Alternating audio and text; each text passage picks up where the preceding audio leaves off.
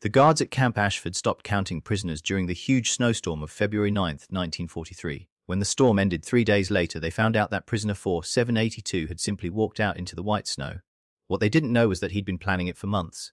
Before we continue with the story, what's the scariest case you've ever heard or experienced? Write it in the comments. Let's compare stories. Also, tell us where you're watching from today and what time it is right now. We're building a group of people who want to know the truth and aren't afraid of scary things.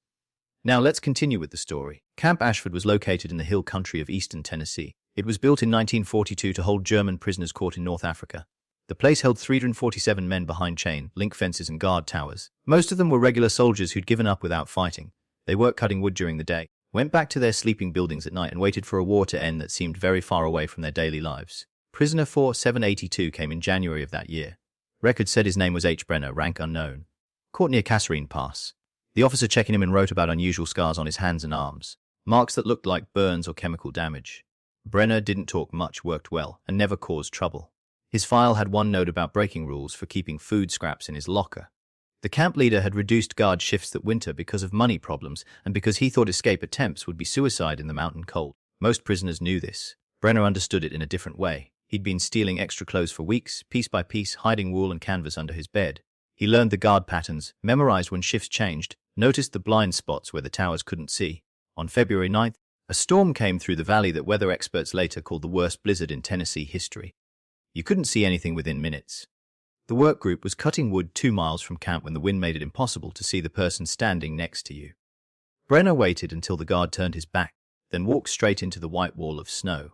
By the time they realized he was missing, his footprints had already been covered by fresh snow. The camp leader made the decision that most officers would have made. A man on foot in that storm without proper supplies or knowledge of the area would be dead within hours. They'd find the body when the snow melted. It wasn't worth risking men to search. They wrote the report and marked prisoner 4782 as dead. The paperwork went to Washington and disappeared into filing cabinets where thousands of other wartime deaths were recorded and forgotten. Nobody questioned it. Nobody checked on it. And nobody knew that Brenner had grown up in the Bavarian Alps, where winters made Tennessee look easy, where he'd learned to survive weather that would kill weaker men.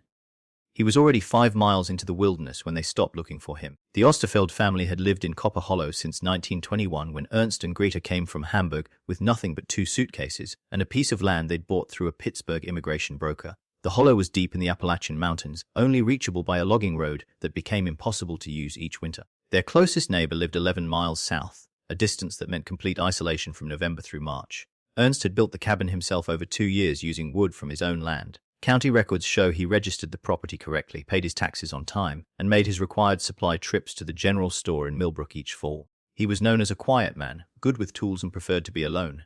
His English stayed heavily accented even after 20 years, which made him unpopular during the war years, but his isolation meant he rarely faced the hatred that other German immigrants experienced. Greta kept a garden that locals thought was amazing for the high altitude and poor soil. She preserved vegetables in the cellar, kept chickens in a protected coop, and took care of a smokehouse where Ernst hung deer meat and wild turkey. Their ability to take care of themselves came from necessity, not choice. In winter, they were completely cut off from civilization. The children had been born in the hollow. Wilhelm, 14, had never gone to school, but could read 3 languages from his mother's teaching. Anne, 11, helped with the gardening and was talented at drawing, filling notebooks with sketches of the mountains and wildlife. The youngest, Johann, was 7 and small for his age, often sick during the coldest months, but tough in the way that children raised in hard conditions must become. The mail carrier made his last delivery to their mailbox on November 20, 1942. Ernst picked it up on the 23rd along with his final supply load from Millbrook. The storekeeper remembered him buying extra flour, salt pork and lamp oil, more than usual, he'd noted, but didn't think much of it. The Osterfelds always prepared carefully for winter. By January, the family had settled into their seasonal routine. Wilhelm checked the animal traps each morning, bringing back rabbit and squirrel to add to their food supply. Ernst split firewood and kept the cabin protected against the harsh cold. Greta taught the younger children their lessons by lamplight while wind screamed through the mountain passes. They had no radio, no telephone, no way of knowing that a German prisoner had escaped from Camp Ashford or that he was moving through the mountains in their direction. Even if they'd known, they wouldn't have been able to leave. The snow had already buried the logging road under 6 feet of powder. The last written record of the family comes from Ernst's unfinished letter found later on the cabin table. He'd been writing to his sister in Pennsylvania describing the harsh winter and mentioning that Wilhelm had become an excellent trapper. The letter ended mid-sentence, the pen still resting in the fold of the paper. Investigators figured out it had been written on February 17th. On February 21st, the mail carrier noticed their box stayed full from his previous delivery. By February 28th, he reported this to the sheriff, saying he was worried given the family's regular habits. The sheriff promised to check on them once the roads cleared. The roads wouldn't clear until mid-March. By then, the Osterfeld cabin had been lived in by someone else for nearly a month. The chickens were gone. The smokehouse had been emptied and refilled, and the cellar contained things that would need to be sealed as evidence for the next 40 years. Brenner's diary was found in the cabin in March, written in cramped German handwriting across pages torn from a military notebook he'd carried from Camp Ashford. The early entries recorded his escape with exact detail, noting distances traveled, shelters found, and the slow failure of his stolen supplies. February 10th, traveled 8 kilometers northeast. Found abandoned hunting shelter, roof intact. Temperature dropping badly after dark. Ate the last of the bread. Snow continues. February 11th, can't move. Storm got worse. Trapped in shelter. Melted snow for water. Ate leather from boot tongue. Thought of Munich. Thought of warm bakeries on Marienplatz. The handwriting stayed steady through these entries, controlled and organized. But by the 13th, something had changed. The neatness broke apart. Words began running together. Sentences losing structure. Can't feel feet anymore. Stripped bark from pine trees. Boiled it. It tastes like nothing. Everything tastes like nothing. Saw my mother today standing in the snow. She wore her blue dress from before the war. When I got closer, she became a tree stump. The cold makes ghosts of everything. Sheriff's investigators later traced his route using these entries and the physical evidence he left behind. He'd moved roughly northeast from Camp Ashford, staying close to ridgelines where the wind kept snow depth manageable. He found shelter in rock overhangs, burned green wood that made more smoke than heat, and slowly starved. By February 15th, the diary entries had become conversations. Not with himself, but with people who weren't there. His mother, his commanding officer, a girl named Elise who he'd known in Bavaria. The responses were written in different handwriting, as though he'd used his left hand to create the appearance of talking with someone. "Why did you leave me?" the Elise entries asked. "Because the war required it." Brenner responded. "But you survived the war, you survived Africa, you survived the camp, and now you'll die alone in these mountains because you were too proud to stay imprisoned." The entries after this became hard to read, not because of the handwriting, but because of what they described.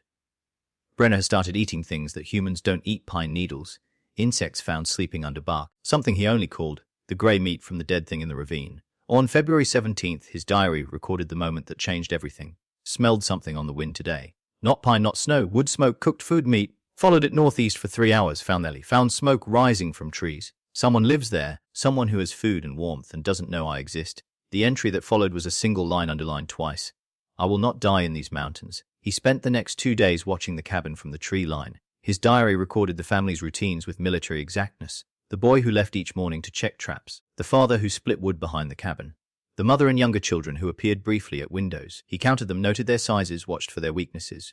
February 19th, 5 people isolated, no nearby buildings visible. Father carries axe but no rifle seen today. Boy travels alone into forest. They don't expect danger. Why would they? They believe themselves safe in their mountains. The final entry before everything changed was dated February 20th. "Tomorrow I approached the boy. Tomorrow I stopped being hungry. I have not forgotten what must be done to survive. The war taught me this. Africa taught me this. These mountains have taught me this. Survival requires sacrifices. Sometimes those sacrifices belong to other people." Wilhelm Osterfeld left the cabin at dawn on February 21st, carrying his father's skinning knife and a canvas bag for whatever the traps had caught. He followed the same route he'd walked every morning since November, a path through the pines that took about 3 hours to complete. His father had taught him to be careful, to check each trap properly, to reset those that had been triggered by weather or scavengers. Brenner's diary described watching the boy from a spot 30 meters uphill, hidden behind a fallen hemlock tree. He'd been there since before first light, having spent the night in the open despite temperatures well below freezing. His desperation had moved beyond physical discomfort into something colder and more focused. "The boy moves with confidence," the diary recorded. "He doesn't check behind himself. Doesn't expect threats. I have chosen the 4th trap location. Dense cover far from the cabin. It will take hours before anyone notices he's gone." The medical examiner's report, made public decades later, noted that Wilhelm's body showed signs of a fight, but a short one. The position of certain injuries suggested he'd been caught from behind, that the encounter had been quick. The knife found at the scene belonged to the Osterfeld family. Brenner had taken nothing with him that could be traced back to the encounter. The diary entry for that day had only 3 sentences. "It is done, I feel nothing about it. The meat will keep in this cold." What investigators found out later through careful study of the timeline and physical evidence suggested Brenner had stayed at that location for most of the day. He'd built no fire, left almost no traces. The snow helped him, covering his tracks even as he worked to prepare what he'd taken. The trap path wasn't visible from the Osterfeld cabin. Ernst wouldn't have been able to see that his son never finished his rounds. When Wilhelm didn't return by afternoon, the family probably assumed he'd found something worth following. Maybe a deer that needed tracking. It wouldn't have seemed strange. Not yet. Brenner's next entry appeared 12 hours later, written by firelight in a small cave he'd found half a mile from the scene. Strength returning, can think clearly again. The madness of starvation lifts like fog. I remember who I was before the hunger. Remember my training. Remember that survival is not shameful. The boy was unlucky. I was desperate. These things happen in war. And this is war. My war against the mountains and the cold and the certainty of death. The entry continued, becoming more detailed, more disturbing. He described the taste, compared it to other meats, noted which parts were most filling. Then at the bottom of the page a realization. There are 4 more. The family will search for the boy eventually. They will find nothing. I made sure of this. But they will know something is wrong. They will be afraid. Fear makes people careless. Fear makes them weak. I have the boy's knife now. I have his bag. I have strength I didn't have yesterday, and I know where they sleep. The final line was written in heavier handwriting, pressed deep into the paper. I will not return to that camp. I will not surrender. These mountains will not claim me. But someone must pay the price of my survival. And I have already decided who that will be. When Ernst Osterfeld finally went looking for his son the next morning, following his route through the path, he found the 4th trap empty and undisturbed. Found no blood, no signs of struggle, nothing to suggest where Wilhelm had gone. The snow had done its work. By the time Ernst returned to the cabin to organize a proper search, Brenner was already watching from the trees, planning his next move. The diary entries between February 22nd and 28th showed a change. Brenner's writing shifted from the broken desperation of a starving man to something organized and controlled. He was thinking clearly again. Planning. The military training that had made him valuable in North Africa came back, but toward a purpose that would have horrified his former commanders. He recorded the family's patterns with the exactness of a spy. The mother appeared at the kitchen window each morning at 7. The father checked the woodpile twice daily, morning and evening. The younger children rarely went outside, kept indoors by their mother's caution and the brutal cold. These observations filled page after page, written in tight columns with times noted to the quarter hour. They search for the boy but find nothing, one entry noted. The father grows more desperate, walks farther each day. The mother watches from the window, her face pressed to the glass. They don't know I'm here, don't know I've been circling their cabin, like a wolf circles injured prey. Court documents from the later military trial included psychiatric evaluation of these diary pages. The psychiatrist noted that Brenner showed clear advanced planning and tactical thinking, contradicting any possible claim of temporary insanity. He was thinking clearly, simply willing to do what others wouldn't. February 24th brought a detailed sketch of the cabin's layout, drawn from memory after Brenner had crept close enough during the night to look through gaps in the shutters. He mapped the sleeping arrangements, noted where the food was stored, identified which floorboards creaked. The sketch included arrows showing sight lines and approach paths, military notes in the margins, weapon assessment, he wrote beneath the drawing. Father has axe, keeps it near door, kitchen knives visible on counter, no gun seen inside building. Children are not threats. Mother is not a threat. Father is the only variable that requires management. The phrase requires management appeared frequently in later entries, always referring to Ernst. Brenner understood that everything depended on neutralizing the one person capable of physical resistance. He studied Ernst's routines looking for the moment of maximum weakness. On February 26th, he found it. Father walks to woodshed every evening at dusk. Carries lantern in left hand, axe in right. Returns with armload of wood, cannot defend himself while carrying load. 20 meters from cabin to shed. Shed blocks line of sight from cabin windows for about 8 seconds during return journey. This is the opportunity. But Brenner didn't act immediately. The diary shows he waited, watching 2 more cycles of Ernst's evening routine to confirm the pattern stayed consistent. He tested the ground between the tree line and the shed, memorizing every root and dip that might cause him to stumble. He found a heavy branch that would serve his purpose, hid it within reach of his approach path. The entry for February 27th had a timeline written in military format. 1800 hours, father exits cabin for evening wood collection. 18,002, father reaches woodshed, sets down lantern, begins selecting logs. 18,004, father loads arms with wood, picks up axe in right hand, lantern in left. 18,005, father begins return to cabin. 18,006, opportunity window opens. 18,007, window closes. Father enters cabin. Beneath this timeline a single sentence. Tomorrow at 18,006, Ernst Osterfeld will stop being a problem. Then the cabin and everything in it belongs to me. The woman speaks German, the children will be too frightened to resist. I will finally be warm again. Ernst Osterfeld's final letter sat on the cabin table, the ink still dark, where his pen had stopped mid-word. He'd been writing to his sister in Pennsylvania, trying to explain Wilhelm's disappearance in a way that wouldn't make her worry too much. The letter mentioned hearing wolves at night, unusually close to the cabin. He planned to take his rifle out the next morning to investigate, but Ernst never finished that letter, and he never got his rifle from where it hung above the door. The medical examiner's report, sealed until 1987, documented injuries not consistent with any animal attack. The fracture pattern to the skull suggested a single massive blow from behind, delivered with enough force to show advanced planning rather than panic. The weapon was never found, though wood splinters found in the wound matched the type of hardwood common to the area. Brenner's diary entry for February 28th was brief. 18,006, executed as planned. He never heard me coming. The lantern fell and went out, took the axe and his coat, left him between the shed and tree line where the snow is deepest. The family heard nothing. Inside the cabin, the children are singing something in German. What followed was more disturbing than the act itself. Brenner didn't immediately enter the cabin. He waited in the darkness beyond the window light, watching Greta move through the kitchen, preparing the evening meal, watched her glance toward the door, expecting her husband's return, watched her expression shift from mild concern to confusion as minutes passed and Ernst didn't appear. She called his name twice from the doorway, her voice carrying across the clearing. Brenner noted this in his diary without emotion. She suspects something wrong, but will not investigate in darkness. She has children to protect. She will bar the door and wait until morning. This gives me time. He spent that night in the woodshed, wrapped in Ernst's coat, feeding small pieces of firewood into Ernst's lantern. The rifle was there, leaning against the wall where Ernst had left it that morning. Brenner examined it, found it loaded, and added a note to his diary. Now I have proper weapon. Tomorrow I make entry. Woman will not resist once she understands the situation. She is practical. She is German. She will recognize necessity when I explain it. Inside the cabin, Greta had indeed barred the door. She'd gathered the children close and tried to explain their father's absence in ways that wouldn't terrify them. Maybe he'd fallen and hurt himself in the darkness. Maybe he'd chased the wolves he'd mentioned in his letter. They would search at first light. But when dawn came on March 1st, it wasn't Greta who opened the door. Brenner had approached during the last hour before sunrise, had knocked in a pattern that might have been Ernst returning. When Greta called out asking for confirmation, Brenner responded in German. Your husband needs help. He's injured near the tree line.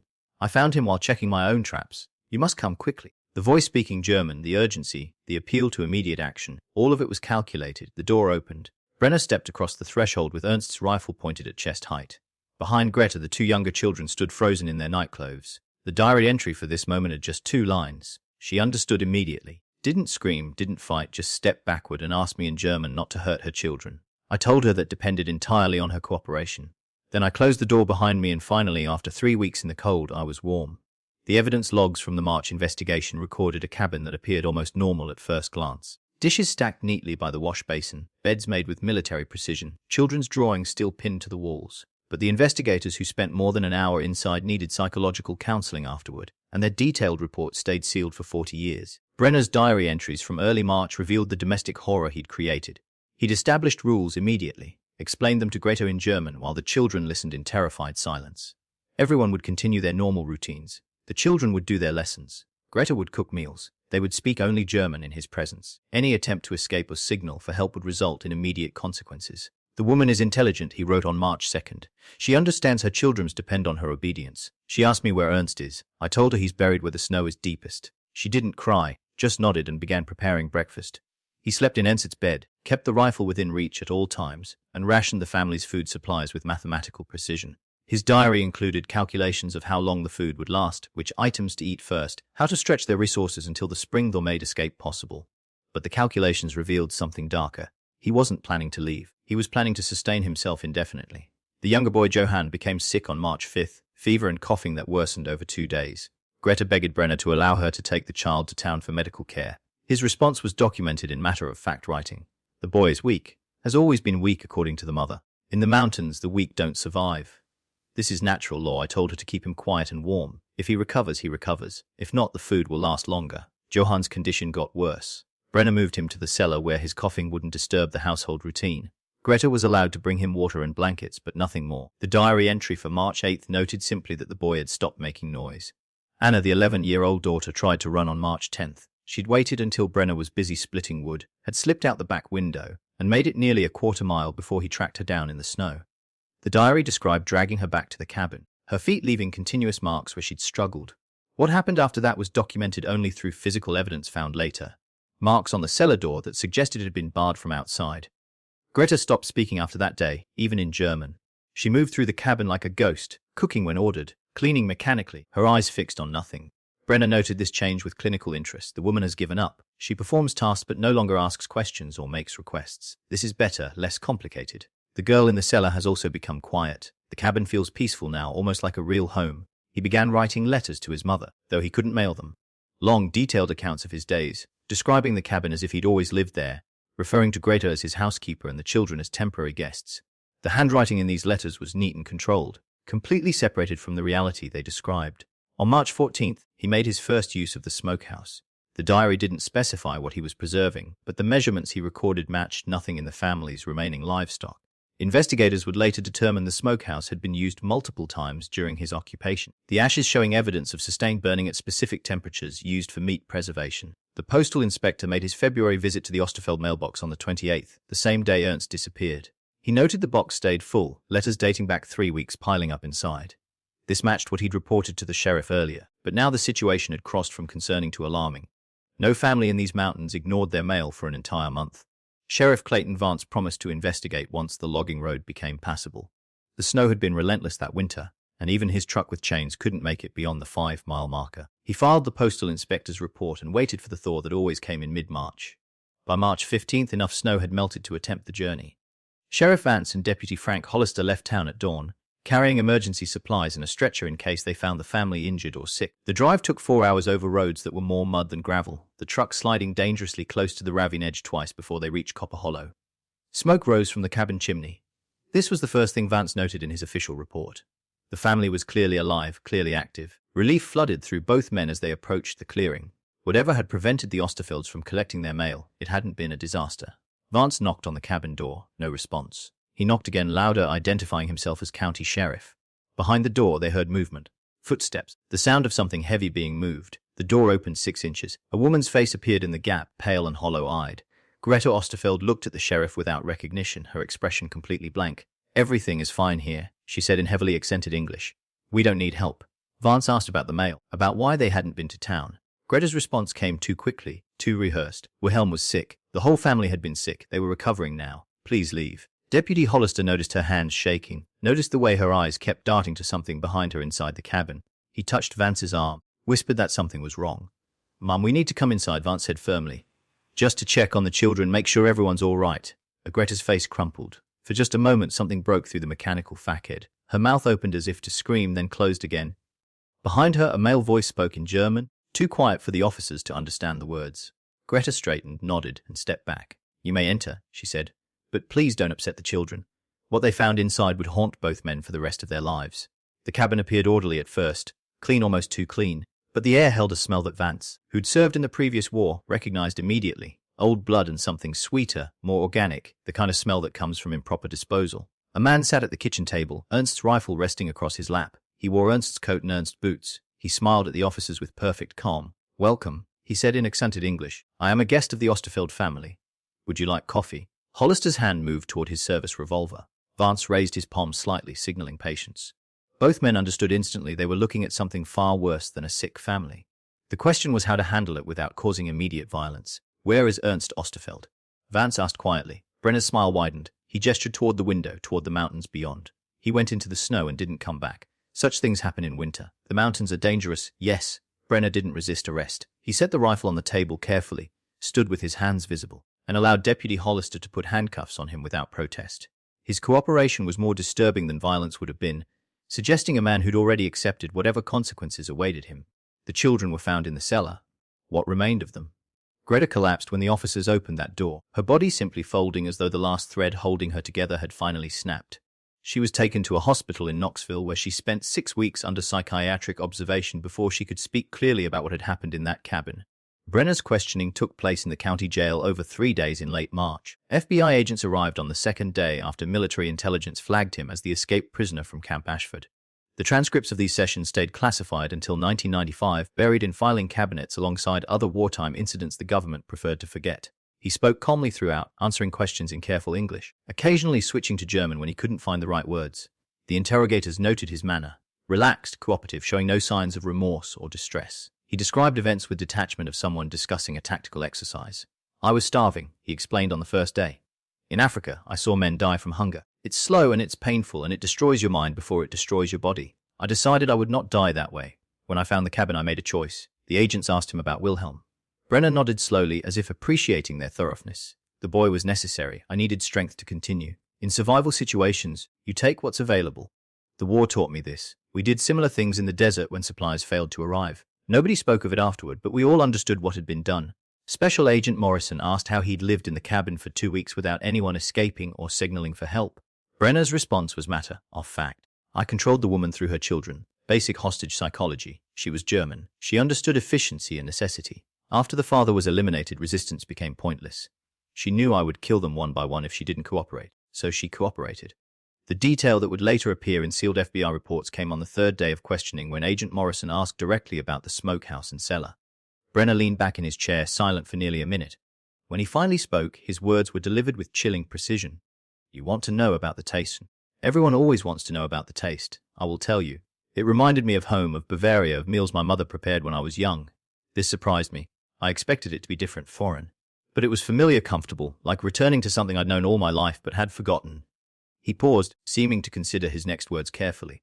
The younger, more tender, less contaminated by hard living. The boy Wilhelm was lean from winter but still better than what came after. The girl Anna was barely touched. Most of her I preserved properly. The youngest, Johann, was already dying when I used him. Fever makes the meat bitter, I discovered. Not ideal but necessary given the circumstances. Morrison had to leave the interrogation room. His report noted he vomited twice before composing himself enough to continue. When he returned, Brenner was writing something on a piece of paper provided by the guard. He slid it across the table. It was a recipe. Detailed instructions for proper preservation and preparation, complete with temperature recommendations and timing. At the bottom, written in neat handwriting, for the historical record so others understand what survival truly requires. The army moved quickly once the FBI confirmed Brenner's identity. Within 48 hours of his confession, military police had transferred him from county custody to an undisclosed federal facility. Sheriff Vance received orders to seal all evidence and refer any questions to the War Department. The official story became that Ernst Osterfeld and his children had died from exposure during the harsh winter. Tragic, but not uncommon in isolated mountain communities. 5 coffins were prepared at government expense. The bodies, or what remained of them, were transported under military escort to Cumberland National Cemetery in a convoy that traveled only at night. The burial took place on April 2, 1943, attended by 2 army chaplains, 4 soldiers, and Greta Osterfeld, who stood silent throughout the service before being escorted to a psychiatric facility in Virginia. No headstones identified the graves individually. A single marker listed the family name and the year, nothing more. The plot was located in a remote section of the cemetery, far from the main pathways where visitors might ask questions. The army's intention was clear: let this family disappear into history as quietly as possible. Brenner's trial was conducted entirely in secret. No civilian lawyers, no press, no public record of the proceedings. Military intelligence argued that publicity would damage morale and potentially violate the Geneva Convention's rules about prisoner treatment. Better to handle it internally, cleanly, without the complications of civilian justice. The trial lasted 6 hours. Brenner was allowed to speak in his own defense, though his statement did little to help his case. He maintained that his actions were consistent with survival training, that any soldier in his position would have made similar choices. The trial officers listened without expression, then deliberated for 20 minutes. Guilty on all counts. Sentence to be carried out immediately. Records made public during the Cold War revealed that Brenner was executed by firing squad on April 15, 1943 at a military installation in West Virginia. His body was cremated and the ashes disposed of without ceremony. No death certificate was issued. His family in Bavaria received notification that he had died in custody of natural causes. A lie that spared them the truth but left them with questions that would never be answered. The cabin in Copper Hollow was burned by order of the county health department in May. Officials cited contamination concerns. Though the real reason appeared in classified correspondence, the structure had to be eliminated before curious locals could visit and potentially discover evidence the initial cleanup had missed. The fire burned for 3 days, reducing everything to ash and scorched foundation stones. Greta Osterfeld never recovered. She spent the remaining 2 years of her life institutionalized, unable to speak about what had happened without severe psychological distress. She died in 1945, officially from pneumonia, though staff notes suggested she'd simply stopped eating. She was buried beside her family in Cumberland, the 6th and final grave in that forgotten plot. The case stayed buried until 1995, when Cold War document declassification forced the army to acknowledge what had happened. Historians began piecing together the story from FBI transcripts, military trial records, and Brenner's diary, which had been preserved as evidence but never made public. What emerged was a portrait of survival taken to its darkest extreme, a man who'd convinced himself that necessity justified horror, who'd maintained his sanity by abandoning his humanity, who'd eaten a family one by one and claimed it tasted like home. The mountains kept their secrets for 50 years. But eventually, all graves open, all buried truths surface. And the world learns what people are capable of when hunger strips away everything except the will to survive. No matter the cost, no matter whose lives are consumed in the process. If this story disturbed you the way it should, hit that like button. Subscribe if you want more cases that expose what humans become when civilization falls away. Because this wasn't the only time hunger turned someone into a monster. There are other stories, darker stories, and we're going to tell every single one of them.